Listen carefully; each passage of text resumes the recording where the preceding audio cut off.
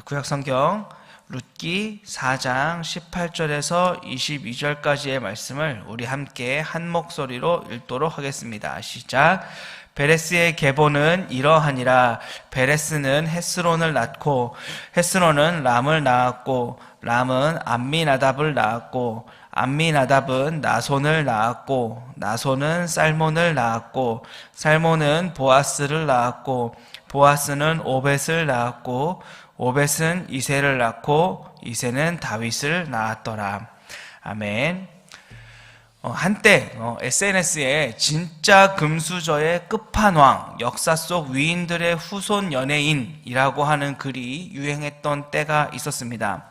아마 이미 아시는 분들도 계시리라 생각하는데 잘 모르시는 분들을 위해서 잠시 소개하자면, 그 배우 정혜인 씨는 정약용의 직계 6대 손이고, 돌아가신 고 신해철 씨는 독립운동가 이성구 선생님의 외증손주이며, 배우 윤주빈 씨의 큰 할아버지는 바로 윤봉길 의사이셨습니다.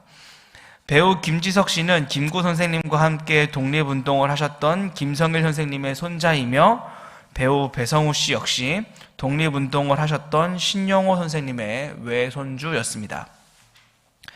물론 시대가 많이 바뀌어서 이제는 가벌의식이 많이 사라졌지만, 계급사회에서는 이 가벌, 그러니까 한 집안의 이 사회적 지위는 무엇보다도 중요한 것이었습니다.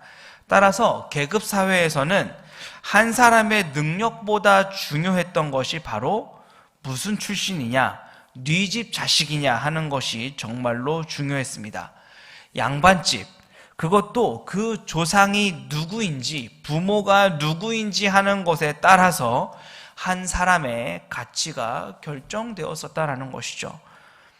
만약 여러분께서 이런 계급사회, 가벌이 중요하게 여겨지던 사회에 살고 계신다면, 자신의 그 집안의 내력, 내 가문을 어떻게 자랑하시겠습니까? 우리 조상 중에 누가 있고 우리 집안이 어떤 집안이다라고 자랑할 때, 과연 거기에 자신의 가문의 이름에 그 먹칠을 한 사람, 또는 나라의 역적, 또는 시대를 혼란스럽게 했던 인물들의 이름을 넣어서 자신의 가문을 자랑스럽게 말할 분들이 혹시 계십니까? 나라의 역적 또는 시대를 혼란스럽게 했던 반역자들을 자신의 가문의 자랑으로 말할 사람이 있느냐라는 것입니다. 아마 대부분은 누가 말해도 존경할 만한 인물들, 누가 말해도 알만한 그 위인들, 앞서 말씀드린 이 나라의 발전을 위해서 애를 쓰시고 또 독립을 위해서 목숨을 바쳤던 분들의 이름으로 자신의 족보를 채우려 할 것이고, 그분들의 이름으로 자신들의 가문을 소개하려고 할 것입니다. 그렇다면 그런 훌륭한 분들을 자랑할 때, 우리 집에 이렇게 훌륭한 분들이, 우리 가문에 이렇게 훌륭한 분들이 있어 라고 하면서 자랑할 때, 그분들의 업적이나 공적을 자랑하기보다는 사람들이 잘 모르는 그분들의 부끄러운 과거를 소개하고 싶은 분들이 계십니까? 사실 우리 조상님은 사람들이 생각하는 그런 좋은 분, 위대한 분, 존경할 만한 분이 아니라며 자기 조상님을 험담하는 것으로 자신의 가문을 소개할 분이 계십니까? 아마 대부분의 사람들은 집안을 자랑하거나 조상들을 소개할 땐 훌륭한 분들을 소개하려 할 것이고, 또 그분들이 이뤄놓은 아주 훌륭한 업적이나 공로들만을 소개하려고 할 것입니다. 한 가지 질문을 더 드려보자면, 만약 여러분들께서 왕의 족보를 기록하게 되었다라면 어떻게 하시겠습니까? 지금 여러분들이 한 왕을 소개할 목적으로 족보를 기록하고 있다면 어떻게 기록하시겠느냐라는 말입니다. 아마도 이 왕을 비하할 목적을 가진 것이 아니라면, 그러니까 이 왕을 보다 더 영광스럽게 소개할 목적을 가지고 이 족보를 기록하는 사람이라면, 왕의 이름에 먹칠할 만한 이름들은 최소화하고 왕의 이름을 영광스럽게 할 이름들은 어떻게든 그 왕과 연관을 지어서 가능한 이 왕의 족보를 영광스럽게 또 가능한 한 명예롭게 기록하지 않겠습니까? 공로와 업적 등 이 위대한 사람들의 이름은 왕의 족보에 최대한 많이 넣어두고 부끄럽고 악한 사람들의 이름은 최대한 이 왕의 족보에서 제거해서 이 왕의 가문이 이렇게 명예롭다고 이렇게 영광스러운 왕이었다라고 왕이 사람들에게 불려질 때 영광스럽게 불려지도록 해야 하지 않겠습니까? 오늘 본문은 룻기의 결론이자 다윗 왕의 족보입니다. 그런데 여러분, 한 책의 결론을 족보로 끝내고 있다라고 하는 것이 굉장히 독특하지 않습니까? 그런데도 불구하고 이 족보로 이 책의 결론을 내고 있다라고 하는 것은 바로 이 족보가 룻기의 저자가 사실은 하고 싶었던 말, 바로 지금까지 이 룻기의 이야기를 진행해온 목적이었음을 말하고 있는 것입니다. 그런데 이 족보에 문제가 좀 있습니다. 뭔가 인상을 찌푸리게 만드는 이름들이 있다라는 것이죠. 우리 오늘 본문을 한 번 더 살펴보도록 하겠습니다. 룻기 4장 18절에서 22절 말씀을 우리 한 번 더 읽어보도록 하겠습니다. 시작. 베레스의 계보는 이러하니라. 베레스는 헤스론을 낳고 헤스론은 람을 낳았고 람은 암미나답을 낳았고 암미나답은 나손을 낳았고 나손은 살몬을 낳았고 살몬은 보아스를 낳았고 보아스는 오벳을 낳았고 오벳은 이새를 낳고 이새는 다윗을 낳았더라. 혹시 읽으면서 어떤 이름에서 이상함을 느끼고 계신가요? 아마 대부분의 분들은 아무런 문제도 찾지 못했을 것이고 심지어는 처음 들어보는 이름도 있을 것인데 분명 이 족보에는 문제가 있습니다. 조작이 됐거나 아니면 거짓으로 꾸며졌기 때문에 문제가 있다는 것이 아니라 사실이기 때문에 너무 솔직하게 이 족보를 적었기 때문에 문제가 된다는 것이죠. 불명예스러운 이름들까지 이 저자는 숨김없이 빠짐없이 이 족보에 기록하고 있기 때문에 이 족보가 문제가 있다는 것입니다. 앞서 말씀드렸던 것처럼 오늘 본문은 다윗 왕의 족보입니다. 그러니까 다윗 왕을 소개하기 위한 족보라는 말입니다. 그가 어떤 가문에서 태어났는지 그의 배경이 어떠한지를 소개하는 것이 바로 이 족보인데 이 족보에 명예롭지 못한 이름들이 있습니다. 바로 베레스, 보아스, 오벳이라고 하는 이름입니다. 이 세 명의 사람들에게는 공통점이 하나 있는데 모두 하나같이 출생의 비밀이 있다라는 것입니다. 룻기의 저자는 다윗 왕의 그 족보를 기록하면서 영광스러운 왕을 소개하는 것으로 영광스러운 왕이 드디어 우리에게 오셨다라고 하는 것을 말해야 할 텐데, 그래서 가문의 영광이 되는 이름, 문제가 없는 이름, 부끄러움이 없는 이름만이 족보에 넣어야 할 것인데 룻기의 저자는 이 족보를 기록함에 있어서 이 부끄러운 사람들의 이름을 기록하거나 소개하는데 주저하거나 망설임이 없이 소개하고 있다는 것이죠. 어째서 룻기의 저자는 이 부끄러운 사람들의 이름으로 다윗 왕의 족보를 기록하고 있는 것일까요?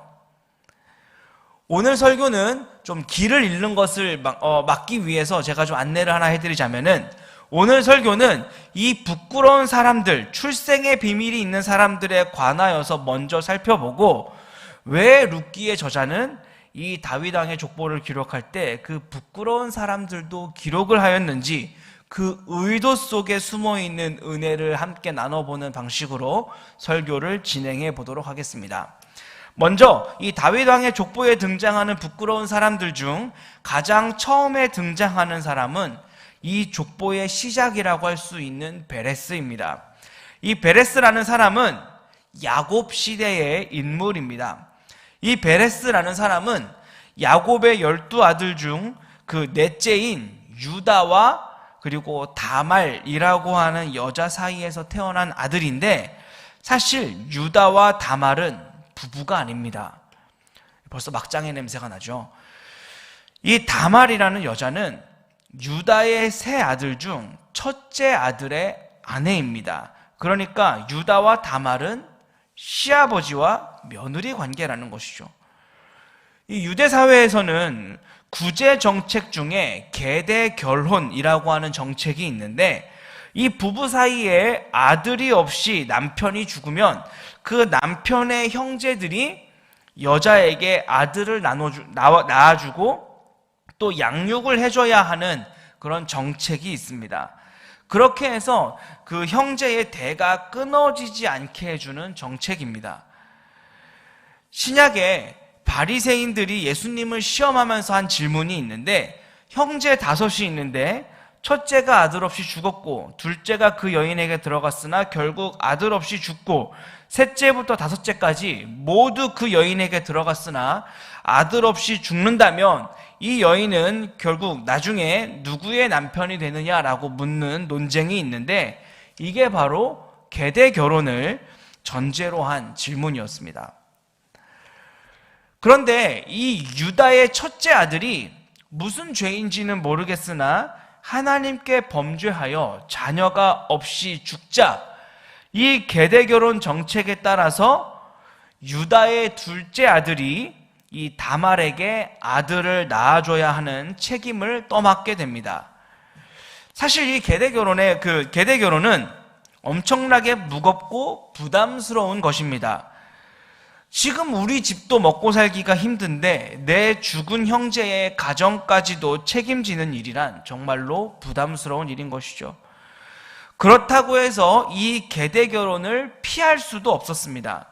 왜냐하면 당시에 이 계대 결혼을 회피하는 것은 당시 사람들에게 가난하고 연약한 자를 돌보지 않았다라고 하는 엄청나게 부끄러움을 당하는 일이었고, 신벗김을 당한 자라고 하는 평생의 그 부끄러운 꼬리표, 그러니까 구제의 책임을 다하지 않은 사람, 어려운 사람을 보고도 외면한 사람, 상종해서는 안 되는 사람이라고 하는 꼬리표가 생기는 일이었기 때문에 그렇습니다. 그러니까 피할 수도 거절할 수도 없는 일이었죠. 하지만 이 유다의 그 첫째 아들의 동생은 이 계대 결혼의 그 책임을 지는 것, 형수와 형수의 아들을 부양하는 책임지는 것이 너무나도 싫었습니다. 앞서 말씀드렸던 것처럼 또 하나의 가정, 내 가정뿐만 아니라 이 형의 가정까지도 책임을 지는 일은 엄청나게 부담스러운 일이기 때문에 그렇습니다. 따라서 이 유다의 둘째 아들은 고의로 땅에 사정을 해서 나는 형수에게 아들을 낳아주기 위해 최선을 다했지만 임신이 되지 않은 것처럼 일을 꾸몄습니다. 그러나 하나님은 이를 다 알고 계셨고 그 모습이 하나님께서 보시기에 악한 것이었기 때문에 이 유다의 둘째 아들 역시 죽고 말았습니다. 유다의 입장에서 이 다말이라고 하는 여자는 자식 잡아먹는 며느리가 된 것입니다. 따라서 유다는 셋째 아들도 이 다말에게 줬다가 죽게 될까봐 아들이 아직 어리다라고 하는 핑계를 대고 과부가 되어버린 다말을 버리고 도망을 칩니다. 유다는 굉장히 악한 결심을 한 것이죠. 사실 이 사건에서 가장 상처를 입은 사람은, 유다도 상처를 입었겠지만 가장 큰 상처를 받은 사람은 사실 다말입니다. 한순간에 남편도 잃고 버림받은 여인이 되었기 때문에 그렇습니다. 그러나 다말은 자신이 입은 상처에도 불구하고 포기하지 않고 죽을 힘을 다해서 이 유다의 행방을 찾아다녔고 드디어 유다가 있는 곳을 찾았습니다. 그리고는 자신이 창녀로 변장을 하여서 시아버지인 유다에게 접근을 합니다. 그렇게 해서 태어난 것이 바로 이 베레스라고 하는 사람입니다. 족보로 따지자면은 시아버지와 며느리 관계에서 태어났지만 사건으로 보자면 유다와 창녀 사이에서 태어난 사람이 바로 이 베레스라는 사람입니다. 다음으로 살펴볼 인물은 바로 이 보아스입니다. 사실 룻기에서 보아스는 유력한 자라고 소개가 되면서 부자이면서 동시에 약한 사람들을 돌보는 것에 앞장서는 아주 멋진 사람으로 소개가 됩니다. 하지만 이 보아스에게도 출생의 비밀이 있었습니다. 이 유력한 자 보아스는 살몬과 라합 사이에서 태어난 아들입니다. 혹시 여기 계신 분들 중에 라합이라고 하는 인물을 기억하십니까? 때는 가나안 정복 시대로 올라갑니다. 여호수아는 여리고성을 정복하기 위해 두 사람을 정탐꾼으로 세워서 여리고를 정탐하고 오라고 합니다. 그리고 두 정탐꾼이 한 집에 숨어들어서 여리고를 정탐하는데 바로 그 숨어들었던 집이 바로 라합의 집이었습니다. 여리고에 정탐꾼이 숨어들었다는 소식에 여리고 군인들이 라합의 집에 들이닥쳤을 땐 라합은 재빨리 이 정탐꾼들을 숨겨주면서 군인들에게는 산으로 갔으니까 산으로 가보라 라고 했습니다. 사람들은 라합이 거짓말을 한 것이었다, 악한 방법이었다 라고 정죄할 줄은 모르나 라합은 사실 거짓말을 했다기보다는 하나님이냐 여리고냐 라고 하는 이 생사의 문턱에서 하나님을 택한 것이라고 보는 것이 더 정확한 해석일 것입니다. 어쨌거나 이 라합 덕분에 정탐꾼들은 목숨을 건질 수 있었고 이스라엘은 피 한 방울 흘리지 않고 여리고를 함락시킬 수 있었으며 이스라엘에게 협조한 대가로 이 라합이라고 하는 여인과 그 가족은 목숨을 건질 수 있었습니다. 그리고 이스라엘 민족 중에 거하게 되었고 우리가 본문에서 본 것처럼 이 살몬이라고 하는 남자와 결혼하여 이 다윗 왕의 족보에까지 오를 수 있었습니다. 이 내용만 보면 이 라합이라고 하는 이 여리고 여인, 그러니까 이 라합이 이방 여인이었다라고 하는 사실만 빼면 라합은 괜찮은 것 같고 굉장히 지혜롭고 현명한 여인처럼 보일 수 있습니다. 하지만 문제는 여호수아 2장 1절에 있습니다. 우리 함께 여호수아 2장 1절을 읽어보도록 하겠습니다. 시작. 눈의 아들 여호수아가 시딤에서 두 사람을 정탐꾼으로 보내며 이르되 가서 그 땅과 여리고를 엿보라 하매 그들이 가서 라합이라 하는 기생의 집에 들어가 거기 유숙하더니, 이 라합의 직업은 기생, 그러니까 원어를 직역하면 그녀는 창녀였습니다. 다말은 창녀가 아니었음에도 불구하고 창녀로 변장을 했던 사람이었지만 이 라합은 직업 자체가 창녀였습니다. 거기다 앞서 말씀드린 대로 라합은 이스라엘 민족이 아니라 여리고 사람, 가나안 사람, 바로 이방 민족이었습니다. 그러니까 이스라엘 민족이 가장 혐오스러워하는 모든 조건을 다 갖춘 여자가 바로 보아스의 어머니 라합이었습니다. 아무리 돈이 많고 약한 자를 돌보는 사람이었다 하더라도 성경에서 이 보아스를 유력한 사람이라고 소개해도 보아스의 어머니 라합은 이스라엘 사람들이 가장 혐오스러워하는 이방 여자이자 또 창녀였습니다. 다음으로 오벳은 어떤가요? 이 오벳은 앞서 말씀드린 보아스와 룻이라고 하는 여자 사이에서 태어난 사람입니다. 룻은 당시 문화 속에서는 의무가 없음에도 불구하고 시어머니를 돌보았던, 시어머니를 향하여서 사랑의 충성을 다하였던 여인이 바로 이 룻이었습니다. 그런 룻을 향하여 사랑의 충성을 다한 남자가 있었습니다. 바로 앞서 말씀드린 이방 여인이자 창녀의 아들인 보아스였습니다.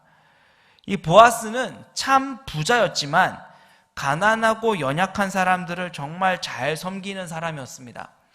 따라서 가난하고 어려웠지만 시어머니를 향하여서 사랑의 충성을 가졌던 이 룻이라고 하는 여인을 그냥 지나칠 수가 없었습니다. 보아스는 룻을 특별하게 돌보며 사랑의 충성을 다했고 결국 룻을 아내로 맞이하여 오벳이라고 하는 아들을 낳았습니다. 성경은 보아스를 향하여서 유력한 자라고 소개하고 있고 룻을 향하여서는 현숙한 여인이라고 소개를 하고 있는데, 사실 히브리어 상으로는 유력한 자와 현숙한 여인은 서로 같은 말입니다.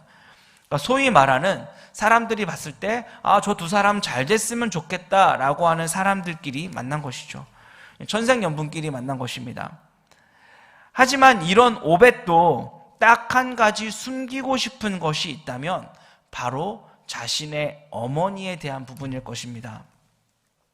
사실 오벳의 어머니인 룻은 이스라엘의 총회에 들어와서는 안 되는 사람입니다. 왜냐하면 그의 어머니인 룻은 이방 여자, 그 이방 여자 중에서도 이스라엘이 가장 부끄러워하는 민족인 바로 모압의 여자이기 때문입니다. 우리 신명기 23장 3절 말씀을 함께 읽어보도록 하겠습니다. 신명기 23장 3절입니다. 시작. 암몬 사람과 모압 사람은 여호와의 총회에 들어오지 못하리니 그들에게 속한 자는 10대뿐 아니라 영원히 여호와의 총회에 들어오지 못하리라. 이 오벳의 어머니 룻은 영원히 이 이스라엘의 총회에 들어와서는 안 되는 사람, 모압 여인이라고 하는 부끄러운 꼬리표를 달고 있던 사람이었습니다. 이 다윗이라고 하는 영광스러운 왕의 족보를 기록함에 있어서 이 룻기의 저자는 이 부끄러운 사람들의 이름을 소개하는데 거침이 없습니다. 일반적으로 왕의 족보를 영광스럽게 하기 위해선 훌륭한 사람들의 이름과 또 그 훌륭한 업적들만을 소개하기 마련인데, 룻기의 저자는 이 룻기의 결론이라고 할 수 있는 이 마지막 부분에 이 족보를 기록하면서 다윗 왕의 그 영광스러운 족보에 먹칠을 하듯이 부끄러운 사람들의 이름을 숨기지 않고 드러내고 있다라는 것입니다. 과연 그 의도는 무엇일까요? 이 족보를 통해 우리가 발견할 수 있는 은혜는, 그럼에도 불구하고 하나님께서는 하나님의 날개 아래 보호받으러 온 백성들을 단 한 번도 모른 척 하시거나 떠나신 적이 없으셨다라고 하는 것을 우리는 이 족보를 통해서 알 수 있습니다. 자격이 없지만 하나님의 은혜를 사모해서 하나님을 붙잡고 놓지 않는 그 연약한 사람들을 하나님은 단 한순간도 외면하지 않으시고, 이방 사람이라고 해서 외면하지 않으시고, 창녀라고 해서 외면하지 않으시고, 오히려 그들을 통하여서, 그들의 그 아픈 과거를 통하여서도 하나님 나라를 이루어 가셨다라고 하는 사실을 이 족보를 통해서 우리가 알 수 있는 것입니다.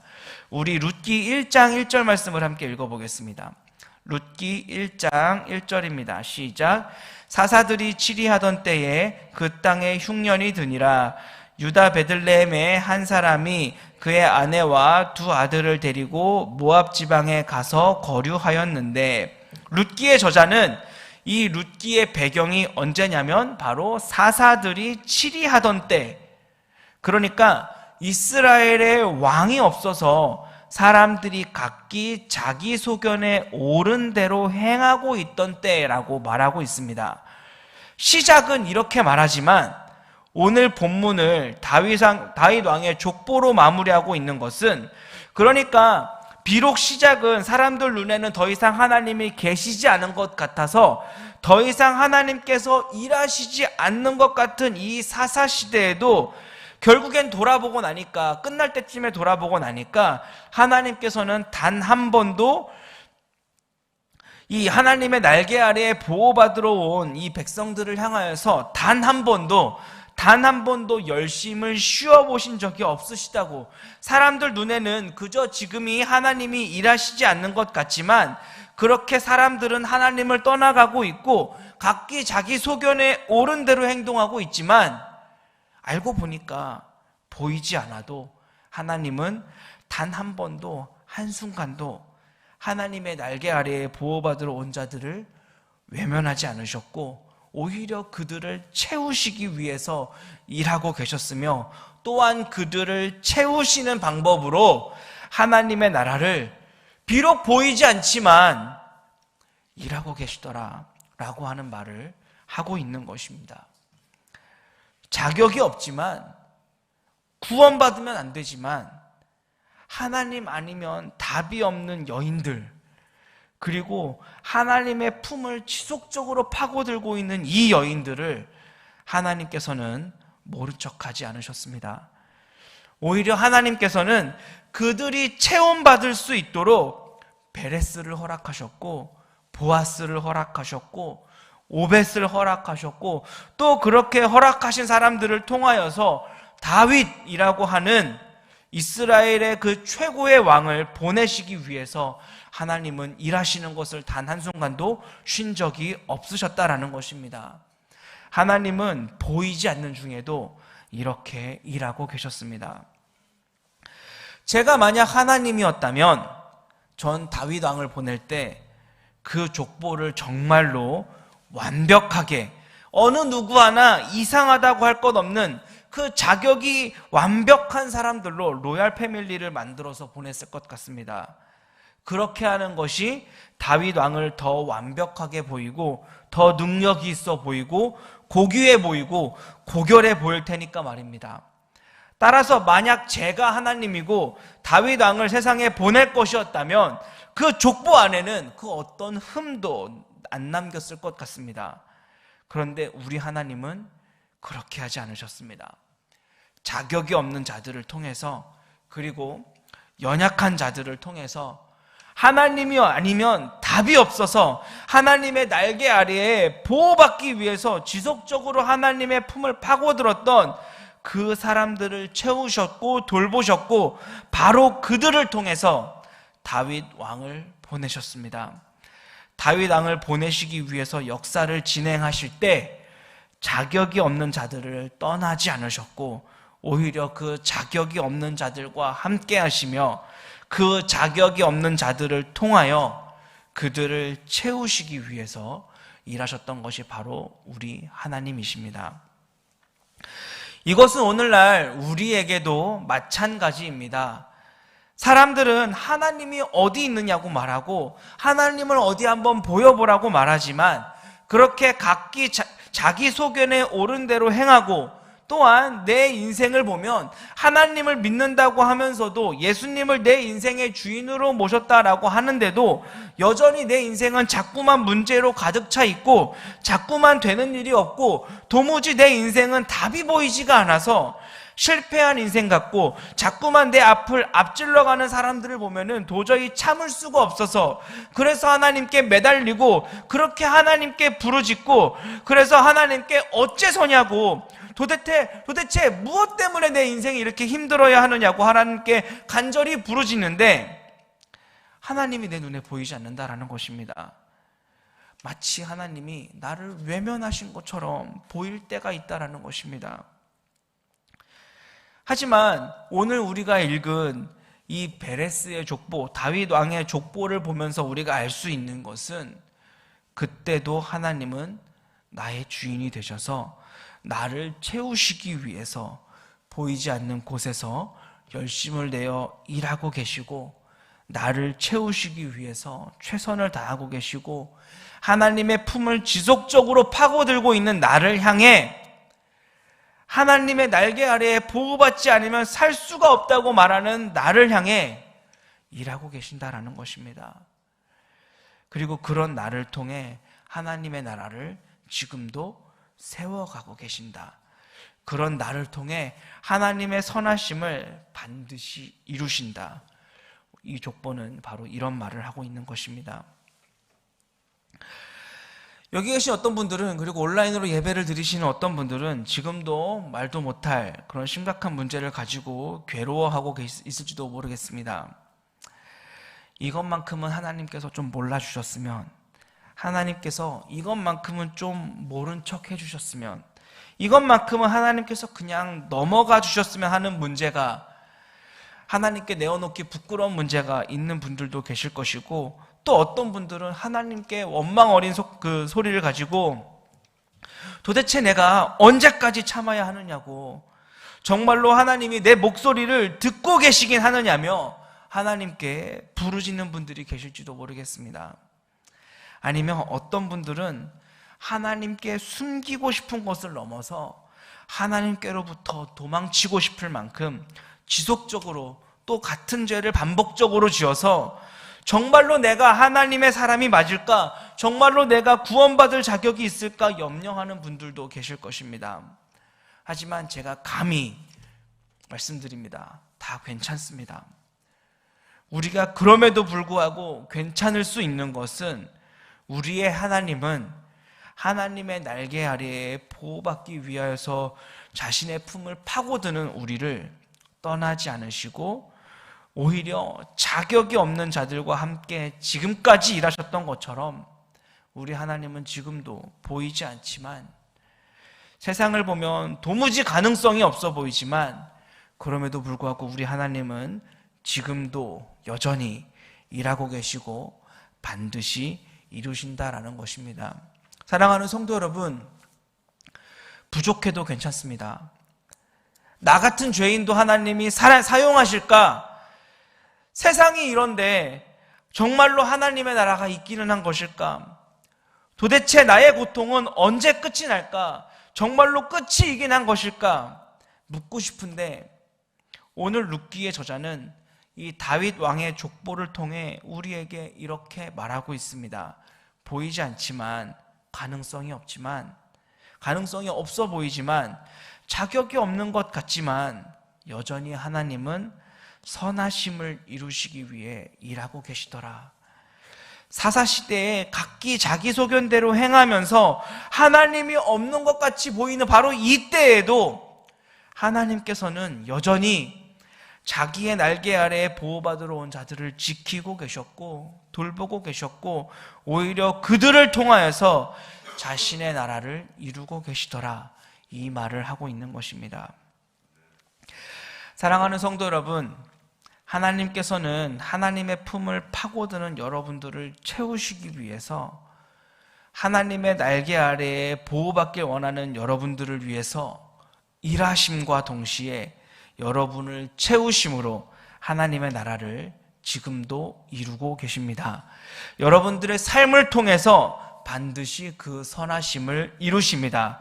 그렇다면 우리는 포기할 것이 아니라 한 번 더 일어나야 하는 것이고 좌절할 것이 아니라 한 번 더 소망을 가져야 하는 것입니다. 왜냐하면 하나님이 지금도 일하고 계시기 때문에 그렇습니다. 왜냐하면 하나님은 반드시 우리의 삶을 낭비가 없게 하실 것이기 때문입니다. 우리 시간 함께 기도하겠습니다.